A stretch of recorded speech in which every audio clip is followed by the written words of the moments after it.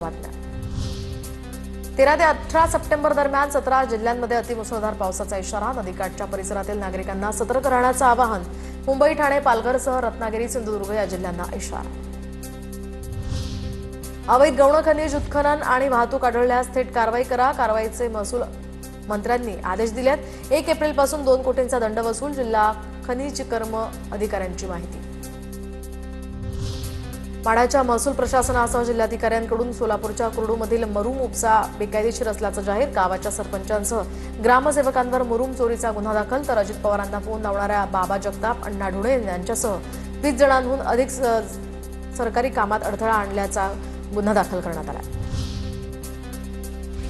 तर ठाण्यातील न्यायाधीशांची या ठिकाणी महत्त्वाची माहिती। निवासस्थानं त्यांची धोकादायक असल्याची माहिती समोर। जिल्हा न्यायाधीश प्रज्ञा काळे यांच्या बेडरूममध्ये छताचा स्लॅब कोसळला। महावितरणच्या वायरही उघड्या। गच्चीवरची 25,000 लिटरची टाकी ही धोकादायक।